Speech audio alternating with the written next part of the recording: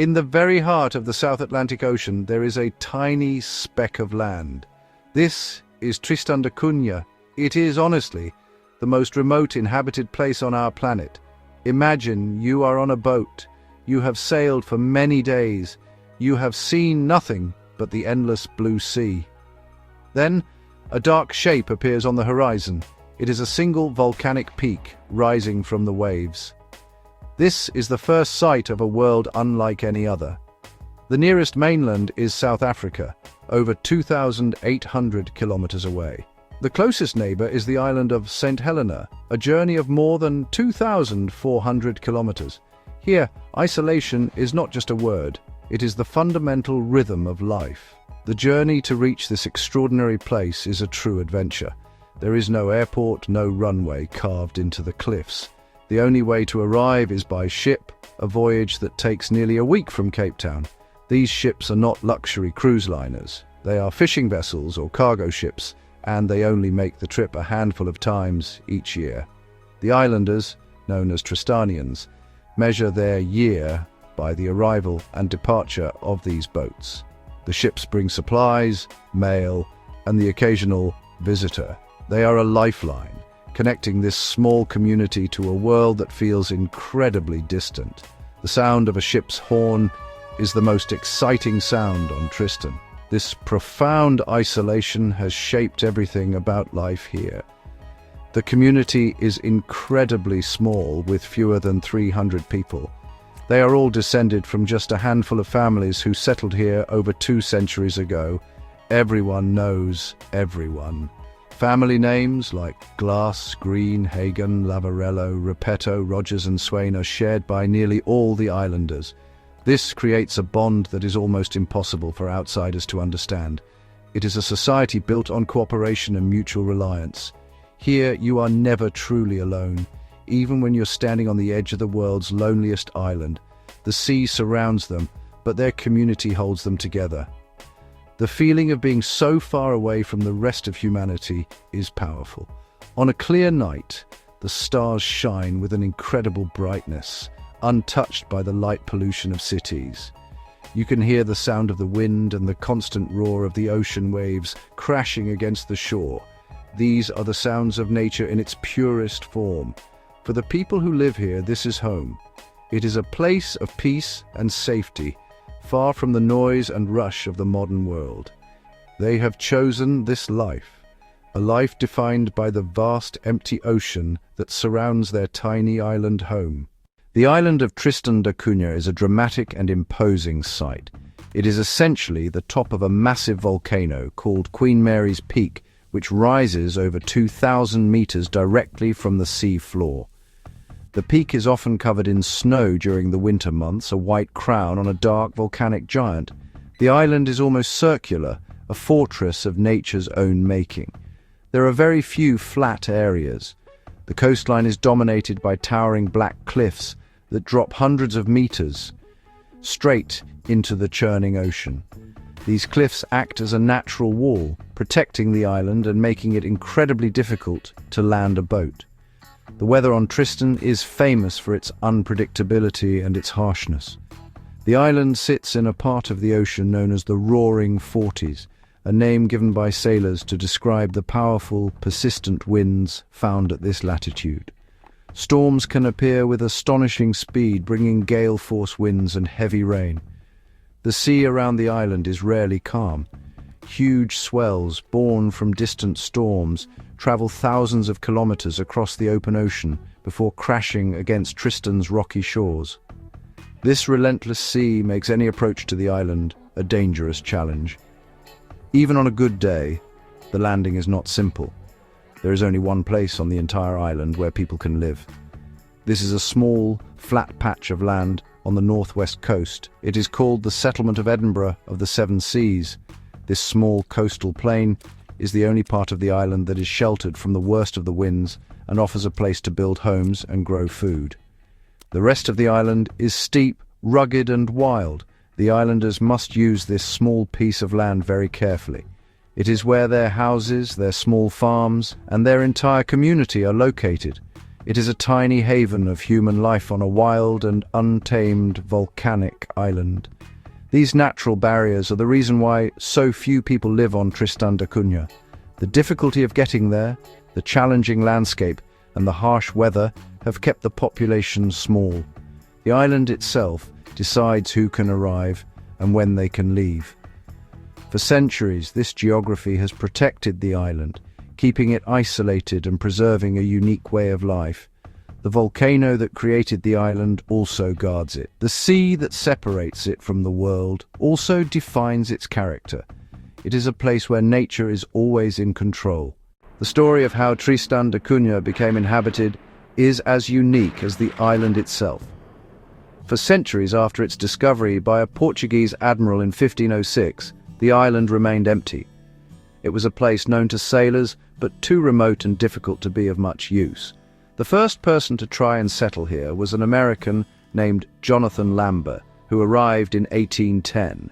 He declared the islands his own and planned to create a trading post. However, his venture was short-lived. He and most of his men mysteriously disappeared a few years later, leaving the island empty once more. The permanent community began with a strategic military decision. In 1816, Great Britain formally annexed the island. The British were worried that the French might use Tristan as a base to try and rescue Napoleon Bonaparte, who was exiled on the island of St. Helena. So, a small garrison of British soldiers was sent to Tristan to guard it. One of these soldiers was a corporal from Scotland named William Glass. When the garrison was withdrawn a year later, Corporal Glass asked for permission to stay. He, his wife, and their 2 children became the first permanent family of Tristan da Cunha. Over the next few decades, the tiny community grew in an unusual way. More men arrived, often as survivors of shipwrecks. The treacherous seas around Tristan claimed many vessels, and the men who washed ashore had little choice but to stay. To create families, the men on the island made an extraordinary arrangement. They sent a message to the governor of St. Helena, asking for women to come to the island to become their wives. 5 women volunteered to make the long sea journey to this remote outpost to start a new life. These individuals, William Glass, the shipwrecked sailors, and the women from St. Helena, became the founders of the Tristan community. From these few founders, the population slowly grew. They built a society based on equality and cooperation, where all resources were shared. They learned to live with the challenges of their isolated home. They farmed potatoes, kept livestock, and fished in the rich waters around their island.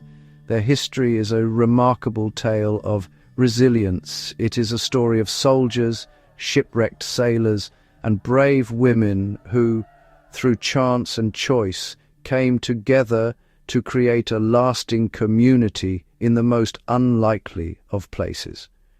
Their legacy is the tight-knit society that exists on the island today. For nearly 150 years, the community on Tristan da Cunha lived in relative peace, their lives governed by the seasons and the sea. The volcano on which they lived was quiet, a silent giant watching over them. But in 1961, everything changed. The island began to tremble. Small earthquakes shook the settlement, and cracks appeared in the ground. The islanders, who had never experienced anything like this before, grew worried. Then, a new mound of earth began to rise from the ground right next to their homes. The dormant volcano was waking up. The mountain that had given them their home was now threatening to destroy it. The situation quickly became too dangerous. The rising mound began to smoke and spew hot rocks. It was clear that a full volcanic eruption was about to happen. The British government made the decision to evacuate the entire population. All 264 islanders, along with a few expatriate workers, had to leave their homes behind. They boarded a fishing vessel and sailed to a nearby uninhabited island to wait for a larger ship. They watched from the sea as lava began to flow from the new cone, destroying the island's fish canning factory and crawling towards their settlement. They did not know if they would ever see their homes again. The islanders were taken all the way to England. It was a journey into a completely different world.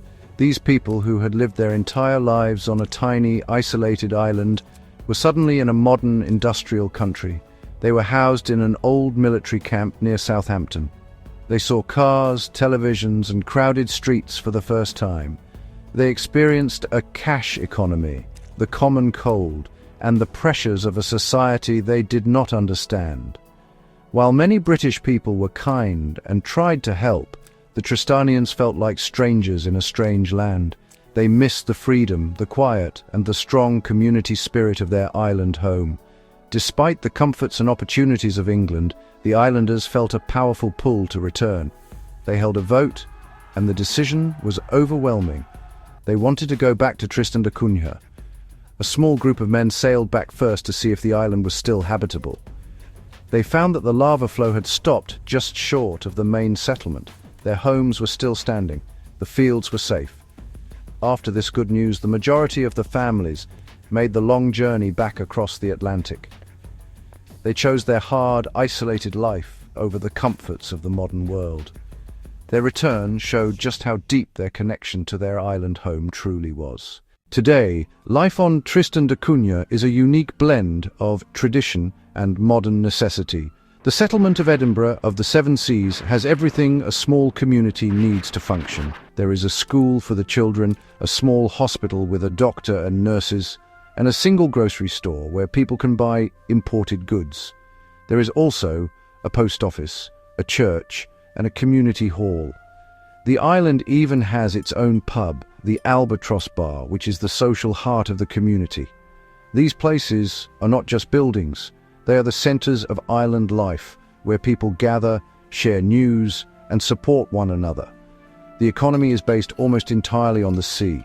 The island's most valuable resource is the Tristan rock lobster. The islanders are expert fishermen, heading out in small boats when the weather allows. The lobster is processed and frozen at the fish factory, which was rebuilt after the volcanic eruption. It is then exported mainly to Japan and the United States, providing the main source of income for the entire community. Everyone on the island has a job, whether it's fishing, farming their personal potato patches, or working in one of the government departments that run the island's essential services. One of the most important rules of the community is that outsiders cannot simply decide to move there. This is not because the islanders are unfriendly, but because their resources are extremely limited. The island can only support a small number of people. All land is communally owned, and there is no private property that can be bought or sold. This rule protects their way of life and ensures that there will be enough for future generations. It keeps the community small and close-knit, preserving the unique social fabric that has existed for 2 centuries. Everyone is family, and this is a principle they fiercely protect. So why do they stay? For the people of Tristan da Cunha, their island is the safest and best place in the world. There is no crime. Children can play freely without fear. There is a powerful sense of belonging and a guarantee that you will always be looked after by your neighbors. They have a deep connection to their land and their history.